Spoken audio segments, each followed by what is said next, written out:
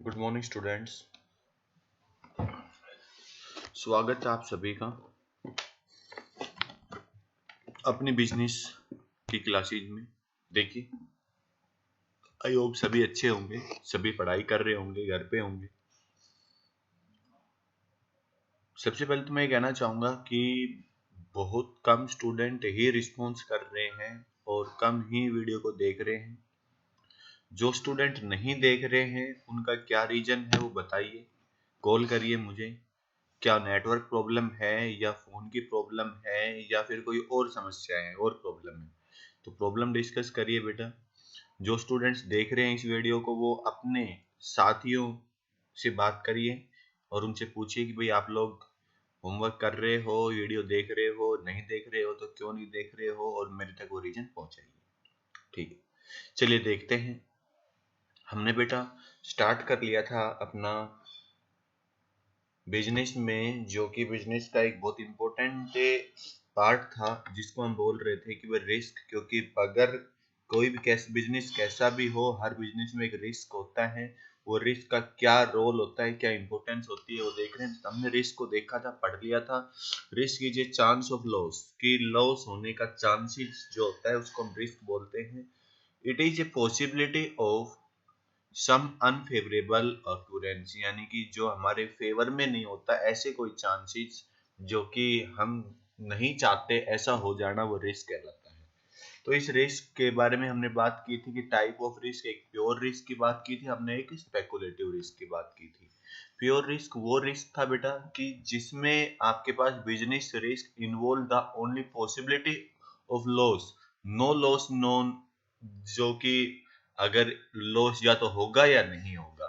ठीक है, possibility is non pure risk.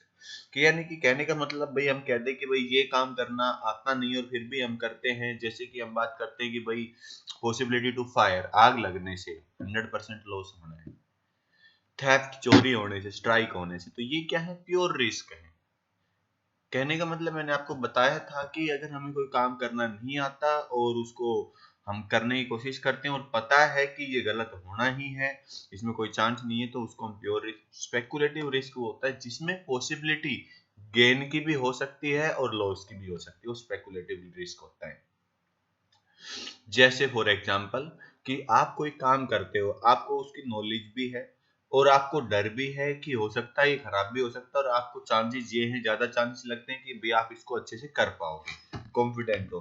फिर भी कोई आइदर छोटी मिस्टेक की वजह से क्या हो सकता है, किसी दूसरे फैक्टर की वजह से उसमें लॉस हो सकता है, तो वो क्या होगा, वो स्पेकुलेटिव। जैसे मैंने आपको बताया था बेटा कि demand and supply, demand and supply के बेस पर मान लीजिए कि आपने सप्लाई, आप कोई बिजनेस कर रहे हो, उसकी यूनिट प्रोड्यूस कर रहे हो। आपके यहाँ पर आपका प्रोडक्शन जो यूनिट है, वहां से आपने एक आइडिया लगाया कि भाई हमारा जो सामान है वो एक पर्टिकुलर फीड, मान लीजिए ब्रेड बनाने वाले, और ब्रेड की जो ड्यूरेबिलिटी होती है वो 2 और 3 डेज होती है नॉर्मली। हम बात करते हैं कि आपने ब्रेड बनाए और आपने सोचा कि 2 या 3 दिन में हमारे 1 लाख पैकेट्स क्या हो जाएंगे, सोल्ड हो जाएंगे। तो आपने क्या किया कि वो मार्केट में लेके आए। अब आपने डिमांड की जो एक्सेप्टेशन थी वो ली 1 लाख की, लेकिन आई कितनी, 40,000 ही। आपने सोचा कि भाई मेरी सारी की सारी आराम से सोल्ड हो जाएंगी, बट 40,000 ही सोल्ड हो पाई, 60,000 क्या हो गया कि उनकी डिमांड आई नहीं। तो आपने क्या कर दिया, सप्लाई ज्यादा कर दी। उस वजह से क्या हो गया कि सप्लाई ज्यादा कर दी, डिमांड कम आई, तो आपको लॉस हो गया। मे बी सप्लाई अगर आप 40 ही करते या फिर आपकी डिमांड 1 लाख होती तो क्या हो जाता, प्रॉफिट हो जाता। तो ये क्या था कि आप कर सकते थे लेकिन वो कोई दूसरे फैक्टर्स की वजह से वो हो गया। मान लीजिए, आप मान लो कि आपके 1 लाख की ही क्या होती थी, डिमांड आती थी, 1 लाख सप्लाई करती थी। किसी कोई नया बिजनेस आया, उसने यूनिट्स अपनी लगाई और उसने 50,000 यूनिट्स मार्केट में डाल ली आपसे कम रेट में। मान लीजिए आप 40 रुपीज पर पैकेट देते थे, उसने क्या कर दिया, उसने 30 रुपीज पर पैकेट दिया। तो प्राइस कॉम्पिटिट होने के कारण, प्राइस में फ्लक्चुएशन होने के कारण उनकी सेल हो गई लेकिन आपकी नहीं हो पाई, तो इस वजह से क्या हो गया, लॉस हो गया। ठीक है बेटा, समझ आया पॉइंट। फिर उसके बाद मार्केट की कंडीशंस, लोगों के टेस्ट चेंज हो जाना, कोई नया टेस्ट आ जाना, नया कोई प्रोडक्ट आ जाना, उस पर शिफ्ट हो जाना, तो इस वजह से क्या हो सकती है, हमें रिस्क हो सकता है। तो ये रिस्क हमने देखा था। फिर हमने रिस्क को जाना कि नेचर ऑफ रिस्क क्या होता है। ये रिस्क क्या होता है, ड्यू अनसर्टेनिटी होता है, ये हमें फिक्स नहीं पता होता कि भाई होगा या नहीं होगा, हम मान के चलते हैं कि ये इतना हो भी सकता है और नहीं भी। फिर क्या कह रहा है कि essential part of every business, कि जो जितने जो भी बिजनेसेस है, उस हर बिजनेस के हर एक पार्ट में बिजनेस क्या होता है, रिस्क इन्वॉल्व होता है। कि इनहेरेंट एवरी बिजनेस, हर तरह के बिजनेस में होता है जिसमें प्रॉफिट कम होता है, यानी कि कम होता है रिस्की। तो सॉरी, कहने का मतलब छोटा बिजनेस कम रिस्क का होता है, बड़ा ज्यादा रिस्क का होता है। उसमें भी नेचर डिपेंड करता है कि आपका नेचर क्या है, किस टाइप का है। कोई भी बिजनेस अपने रिस्क को नहीं चला सकता। No business exist without risk. ठीक है, द रिस्क बिजनेस में minimise can not be element of together, यानी कि सारे के सारे जो एलिमेटेड जो होते हैं उनको खत्म नहीं किया जा सकता, उनमें कुछ रहते हैं, कुछ को कम किया जा सकता है। ठीक है, डिग्री ऑफ रिस्क डिपेंड करता है कि वो उसका नेचर और साइज का बिजनेस क्या है। प्रॉफिट रिवार्ड और रिस्क बेयरिंग, तो प्रॉफिट हमेशा क्या होता है कि रिस्क को कम करने से जो प्रॉफिट होगा वो हम उसको रिवार्ड बोलते हैं, ये हमारा रिवार्ड होता है। यानी कि हम रिस्क को मिनिमाइज करके मैक्सिमम प्रॉफिट तक पहुंच सकते हैं। देखिए कहा गया है कि no risk no gain is possible to all business organisations. कोई भी ऐसा बिजनेस, कोई भी ऐसा काम देख लो जिसमें कोई रिस्क ना हो, तो उसमें कुछ गेन भी नहीं होगा। मान लीजिए आप किसी की हेल्प कर रहे हो, तो उसमें कोई रिस्क नहीं है, तो उसमें आपको कुछ मिलने वाला भी नहीं है। आप कुछ किसी को कुछ बना के दे रहे हो पैसे में, तो उसमें कुछ ना कुछ रिस्क जरूर होगा। हो सकता है वो खरीदे ना खरीदे, आप काम कर रहे हो उसको पसंद आए ना आए, या जो भी रीजन होगा, एक्स वाई जेड, कोई भी आप एग्जाम्पल लीजिए। आपको लगता है कि सर ये वाला है, इसमें कोई रिस्क नहीं है और रिटर्न रिटर्न है, तो आप मेरे को बताइए वो आइडिया। ऐसा कोई आइडिया है ही नहीं। देखिए, काजेज ऑफ बिजनेस रिस्क। अब कौन कौन से काजेज हो सकते हैं बिजनेस रिस्क के, इन पर हमने अब डिस्कशन करना है डीपली। देखिए बेटा, अभी तक जो देखा वो हम एक बार पढ़ चुके थे, उनका रिवीजन था। अब हमारे पास जो टॉपिक है, उस टॉपिक को आप ध्यान से समझिए।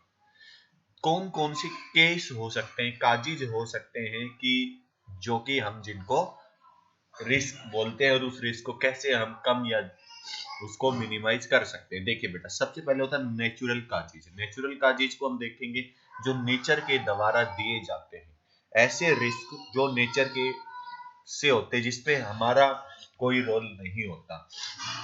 फिर होता है ह्यूमन, यानी कि हम ह्यूमन एक्टिविटीज करते टाइम हमारे पास कौन कौन से रीजन हो सकते हैं, केस हो सकते हैं। फिर इकोनॉमिक, जो इकोनॉमी के द्वारा जो रीजन होते हैं रिस्क होने के, वो और अदर होते हैं वो वाले। देखिए बेटा, सबसे पहले हम बात करते हैं कि नेचुरल काजेज। नेचुरल काजेज क्या होता है कि natural climate like flood, earthquake, lighting may be adversely effect the several the profitability of A business. देखिए बेटा, आप अपना बिजनेस कर रहे, फॉर एग्जांपल आपने एग्रीकल्चर का वो था, आपने अपनी फसलें लगा रखी थी, आपने बाग लगा रखा था, आपने सब्जियां उगा रखी थी। आपने सोचा कि भाई इस बार अच्छी सब्जियां हो रही हैं, इस बार बहुत अच्छी कमाई होगी।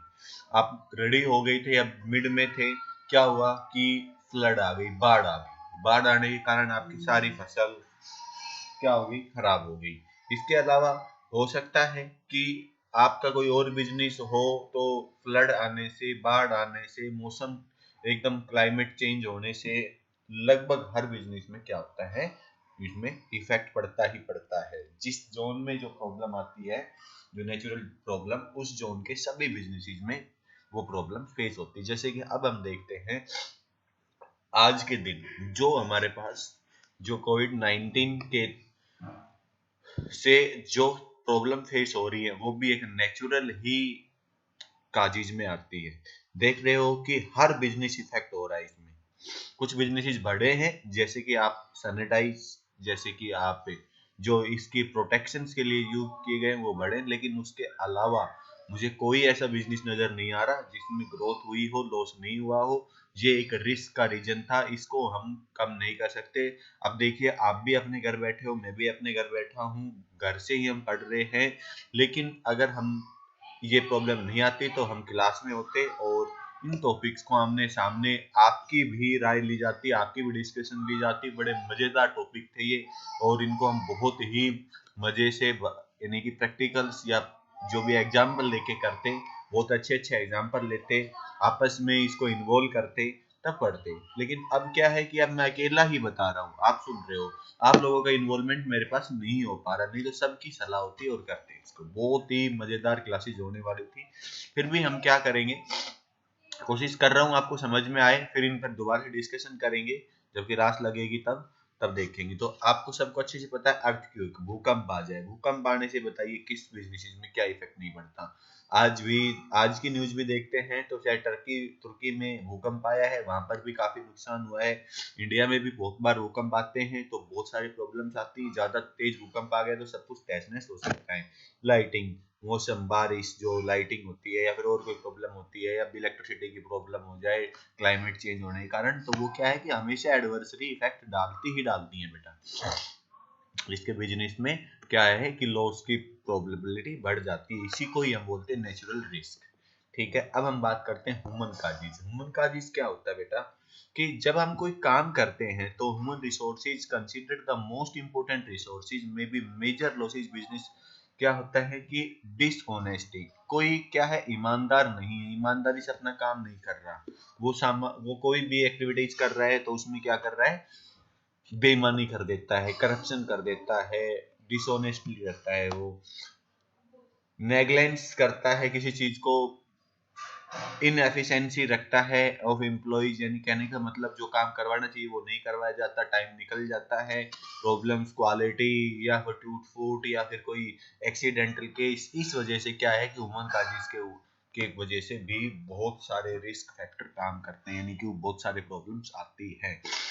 आपने सही पर्सन को सही वर्क नहीं दिया गया, जो टैलेंटेड था, जो जानता था, वो उसको ना देके किसी और को दे दिया गलती से, तो उसने वो सारा खराब कर दिया।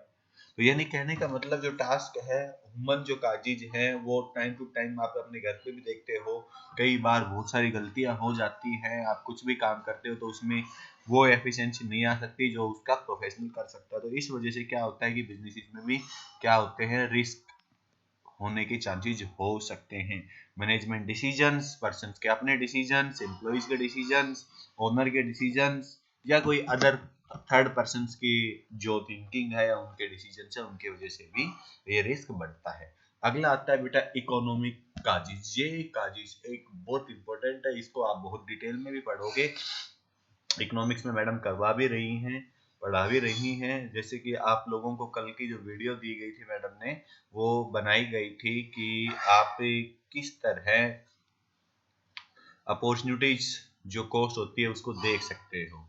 जो आपका फर्स्ट चैप्टर है वो पढ़ाया गया था, जो कि आपके पास माइक्रो इकोनॉमिक्स का, तो माइक्रो इकोनॉमिक्स में आपने देखा कि कैसे अपॉर्चुनिटीज होती हैं, कैसे पूरे इकोनॉमिक्स आप पढ़ोगे तो उसी में इकोनॉमिक का चीज आपके आएंगे, डिमांड सप्लाई आएगी। देखिए, तो उस वजह से हम बात करेंगे कंप्लीटली इस फैक्टर को, जो कि हम जानेंगे कि इकोनॉमिक काजीज में डिमांड, सप्लाई, इन्फ्लेशन, महंगाई, ये सारे के सारे पॉइंट्स क्या होते हैं हमारे, होते कॉम्पिटिशन्स वगैरह, ये सारे के सारे पॉइंट्स हम इकोनॉमिक काजीज में देखते हैं। जैसे कि मैं आपसे बात करता हूँ बेटा, कि मैंने एक बोला इन्फ्लेशन, एक बोला डिमांड, एक बोला सप्लाई, इनकी हम मेजरमेंट गलत कर लेते हैं या फिर वो परफेक्टली नहीं हो पाती, कोई फैक्टर्स हमारे रह जाते हैं जिस वजह से हमारे लॉस होने के चांसेस बढ़ जाते हैं। इसी को बोलते हैं इकोनॉमिक काजीज। इन्फ्लेशन, जो कि आप अगर हम बात करें कि गवर्नमेंट पॉलिसीज वगैरह जो अदर काजीज में आ जाएगी, गवर्नमेंट पॉलिसीज, बैंक की पॉलिसीज, मार्केट की पॉलिसीज, कंडीशंस, जो गवर्नमेंट क्या उस प्रोडक्ट के लिए लाइसेंस वगैरह, पैसे की, लोन की, सब की जो एक्टिविटीज होती हैं वो सारे की सारी क्या होती हैं, वो हमारी रिस्क काजीज में आती है। तो बेटा आई होप सभी को ये पॉइंट्स क्लियर हुए होंगे, तो सभी ने इनके बारे में सुनना है, समझना है, और फिर खुद अपने माइंड से सोचना है। फिर भी अगर कोई डाउट हो तो कॉल या मैसेज करोगे और उसको क्लियर करोगे आप, ठीक है बेटा। अब हम चलते हैं इसके कंपैरेटिव स्टडीज के लिए। देखिए कि कौन से बिजनेस कौन कौन से वे में आते हैं। देखिए इन्होंने लिखा है एक सिंपल सा पॉइंट, हम ये 5 पॉइंट देख रहे हैं कि इंट्रोड्यूसिंग न्यू डिशेज इन मेन्यू।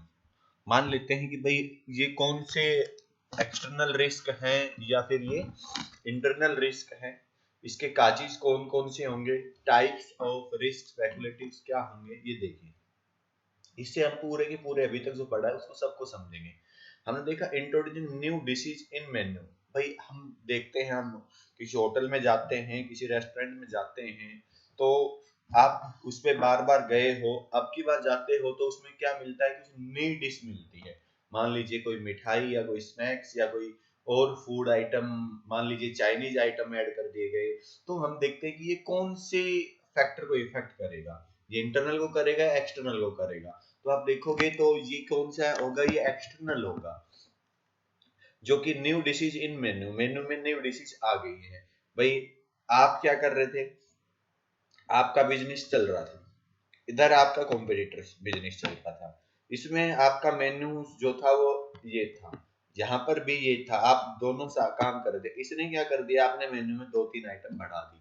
अब आपके बिजनेस पर क्या इफेक्ट पड़ेगा इस चीज का, तो आपके बिजनेस पर क्या इम्पैक्ट पड़ेगा कि भाई इसने मेन्यूज बढ़ा दिए तो इसकी सेल ज्यादा हो जाएगी, हमारी कम हो जाएगी। दो रेस्टोरेंट्स की बात कर रहे हैं, ये रेस्टोरेंट ए, ये रेस्टोरेंट बी, समझ आया बेटा। तो इसमें क्या था, ये एक एक्सटर्नल था, यानी कि हमारे अंदर से कोई नहीं हुआ, बाहर ही हुआ, यानी कि कॉम्पिटिटर, हमारा जो कॉम्पिटिटर था उस कॉम्पिटिटर ने क्या किया, डिसीज बढ़ा दी। तो ये कौन सा इंटरनल था या एक्सटर्नल, तो हम बोलेंगे एक्सटर्नल। ये कौन सा, ये इकोनॉमिक, मैंने अभी भी बताया आपको कि इकोनॉमिक काजेज में क्या क्या होते हैं, इसमें डिमांड, सप्लाई, इन्फ्लेशन, कॉम्पिटिशन, ये सारे होते हैं। तो ये कौन सा है, कॉम्पिटिशन की वजह से आया हुआ। फिर क्या है कि बताइए कि ये स्पेकुलेटिव रहेगा, प्योर रहेगा, या फिर प्योर या सिर्फ स्पेकुलेटिव रहेगा, तो यहाँ पर हम देखेंगे स्पेकुलेटिव है। इसमें ये नहीं कि हमें 100% लॉस होना ही, हो सकता है कि उनकी डिश जो है वो अच्छी ना हो, दोबारा से कस्टमर हमारे पास आ जाए, तो ये पॉजिटिव इम्पैक्ट भी डाल सकता है और नेगेटिव रिस्पॉन्स भी डाल सकता है। समझ आया बेटा। अब हम बात करते हैं इन एफिशिएंसी ऑफ वर्कर। तो इन एफिशिएंसी ऑफ वर्कर यानी कि ये हमारे ही ऑर्गेनाइजेशंस में हो रहा है।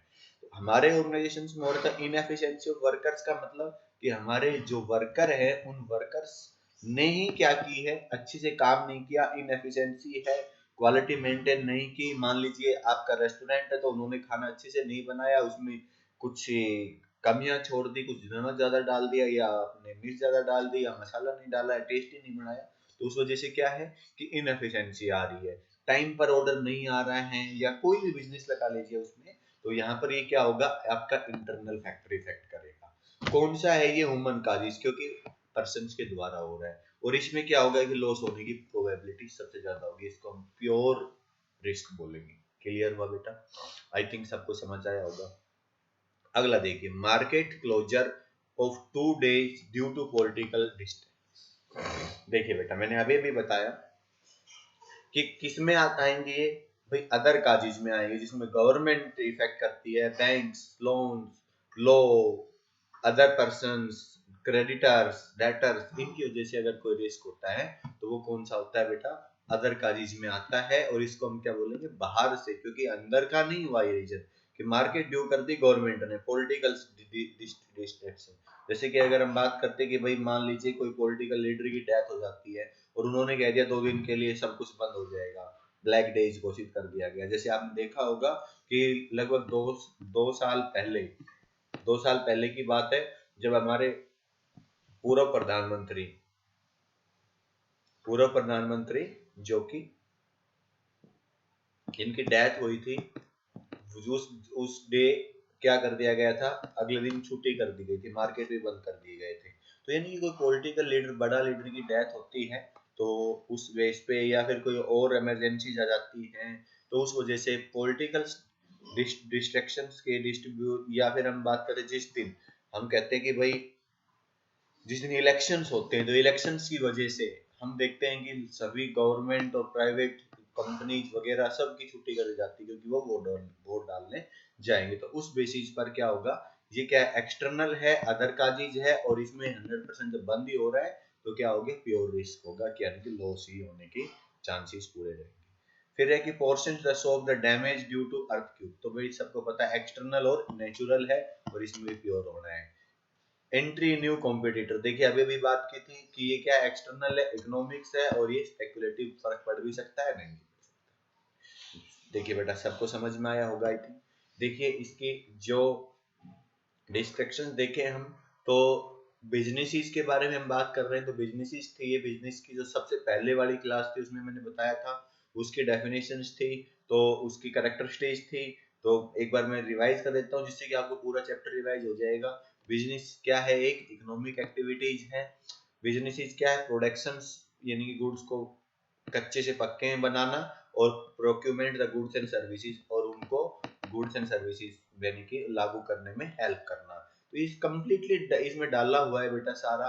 जैसे एग्जांपल दिया गया है, Tarun setup a factory manufacturing जो कि glassware and sell through the retail shop Faridabad, where the coins the Arun import the glassware sale through the outlet is the same market। तो यानी क्या है कि उसने इंपोर्ट किया विदेश से सामान को, फिर यहाँ पर अपनी फैक्ट्री में बनाया, फिर अपने रिटेल शॉप फरीदाबाद में बेच दिया, आप उसी मार्केट में उसको बेच रहे हैं। तो ये क्या है? ये प्रोडक्शन भी है और गुड्स की प्रोक्यूरमेंट भी। Sale exchange the goods and service, sale करना, dealing goods in service regular basis, ये जो बिजनेस है वो रेगुलर बेसिस पर काम करेगा। प्रॉफिट अर्निंग के लिए जाती है, और अनसर्टेनिटी ऑफ रिटर्न, जो इसमें रिस्क इन्वॉल्वमेंट होता है कि जो रिटर्न है वो अनसर्टेन होता है, फिक्स नहीं होता कि हमें इतना ही मिलेगा, इतना प्रॉफिट होना ही होना है। ठीक है बेटा, ये एक्टिविटीज हमने पढ़ी है। एक बार मैं 2 या 5 मिनट में पूरे चैप्टर को रिवाइज करवा रहा हूँ। ह्यूमन एक्टिविटीज जो भी हम करते हैं सुबह से लेकर शाम तक, जन्म से लेकर मृत्यु तक, जो भी एक्टिविटीज करी जाती है उनको ह्यूमन एक्टिविटीज कहते हैं। उनको दो कैटेगरी में बढ़ जाता है, एक इकोनॉमिक एक्टिविटीज, एक non economic activities. Economic activities वो जो प्रॉफिट या हम अपने किसी उद्देश्य को पूरा करने के लिए करते हैं।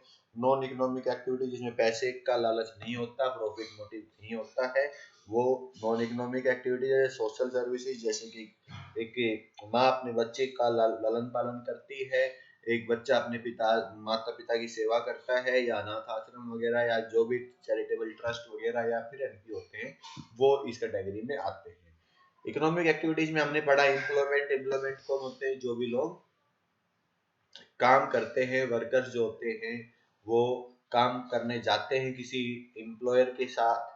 तो एम्प्लॉयमेंट में एम्प्लॉयर और एम्प्लॉइज होते हैं, जो कि जैसे एक फैक्ट्री में जितने भी एम्प्लॉइज काम करते हैं वो एम्प्लॉयमेंट होती है। बिजनेस वो फैक्ट्री का ओनर जो करता है वो।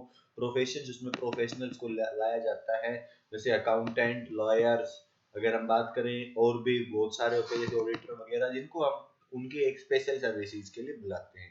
तो ये सारे तीनों क्या बेटा इकोनॉमिक एक्टिविटीज है। इन तीनों एक्टिविटीज में बिजनेस जो है, बिजनेस में हम टू टाइप से, जो कि इसी के गिर्द गिर्द घूमेगा सब कुछ, जो कि बिजनेस में इम्प्लॉयमेंट भी होता है, प्रोफेशन भी होते हैं। तो इंडस्ट्रीज होती है और एक कॉमर्स होता है। तो इंडस्ट्रीज में हमने पढ़ा प्राइमरी, सेकेंडरी और टेरिटरी। प्राइमरी हमारी बेसिकली क्या थी? नेचर से रिलेटेड थी, जिसमें हमने क्या देखा कि एग्जीक्यूटिव इंडस्ट्री और जेनेटिक इंडस्ट्रीज। एग्जीक्यूटिव जिसमें फसलें वगैरह क्रॉप्स होती थी, जेनेटिक में पशुपालन होते थे। सेकेंडरी इंडस्ट्रीज को हमने देखा, सेकेंडरी इंडस्ट्रीज में हमने टू टाइप से बांटी, एक तो मैन्युफैक्चरिंग, एक कंस्ट्रक्टिव। मैन्युफैक्चरिंग में हमने देखा एनालिटिकल्स, सिंथेटिकल्स, प्रोसेसिंग यूनिट्स और असेंबलिंग। तो एनालिटिकल्स में हमने डाटा को इकट्ठा करके उसमें से रॉ मटेरियल से फिनिश्ड गुड बनाए। सिंथेटिकल्स में हमने बनाया कि जो भी वो होता था आपके पास केमिकल्स वगैरह होते थे उनको जैसे रिफाइनिंग वगैरह करके, उसके बाद प्रोसेसिंग में जैसे शुगर केन से हमने शुगर बनाई, या फिर प्लास्टिक से हमने कोई प्रोडक्ट बनाया जिसको प्रोसेस करके असेंबलिंग यानी कि बनी हुई मोटर्स को, पार्ट्स को जोड़ा, जैसे कि ऑटोमोबाइल सेक्टर, जैसे कार बनाने वाली कंपनी। तो अलग अलग प्रोडक्ट बन के आए, उनको असेंबल किया गया, वो असेंबलिंग इंडस्ट्रीज होती है। तो ये मैन्युफैक्चरिंग थी। कंस्ट्रक्शन इंडस्ट्रीज के बारे में बताया था, जिसमें हम रोड, ब्रिज, बिल्डिंग्स, पुल ये सब कुछ बनाते हैं। फिर हमने पढ़ा कॉमर्स। तो कॉमर्स में हमने देखा ट्रेड और एक एक्सिलरीज ऑफ ट्रेड। ट्रेड क्या है? जो बिजनेस किया जाता है, तो और उस बिजनेस में यूज होने वाली हर टर्म्स को हम एक्सिलरीज ऑफ टर्म्स बोलते हैं। ये अपने आप में बहुत बड़ा है। अगर हम बात करें इस सेक्टर की और इस सेक्टर की, तो ये सेक्टर लगभग 20% इन्वॉल्वमेंट है जीडीपी में, इंडियन जीडीपी में, और ये लगभग 80% का रोल डिपेंड करता है जीडीपी के अंदर, जिसमें सर्विसेज और यानी कॉमर्स आ जाता है। तो इंटरनल ट्रेड और एक्सटर्नल ट्रेड की हम बात करते हैं। इंटरनल जो होता है वो इंडिया के अंदर ही होता है, जैसे होलसेल और रिटेल। और जो एक्सटर्नल होता है उसमें इंपोर्ट, एक्सपोर्ट या इंटरपोर्ट हम बोलते हैं। एक्सुलरीज में बैंकिंग एंड फाइनेंस सिस्टम आता है, जो कि हम इसको डिटेल में पढ़ेंगे। ट्रांसपोर्टेशन आता है, वेयर हाउसिंग, एडवर्टाइजिंग और इंश्योरेंस। ये सारे पॉइंट्स हमने इस सिलेबस में अपने पढ़ने हैं। ठीक है बेटा, तो ये आपका जो चैप्टर है वो फिनिश्ड हुआ। तो आप सभी ने इसको अच्छे से समझ देखना है, किसी को कोई प्रॉब्लम हो तो बताना है, उसके बाद फिर हम अपना अगला चैप्टर स्टार्ट करेंगे। ठीक है, पढ़िए बेटा, वर्क करिए, जो आप और नोट्स बनाइए अपने, यानी कि नोटबुक कंप्लीट करिए और मेरे से चेक करवाइए। जिस भी स्टूडेंट को अगर कोई प्रॉब्लम आती है तो उस प्रॉब्लम को सोल्व करिए। Thank you for watching this video.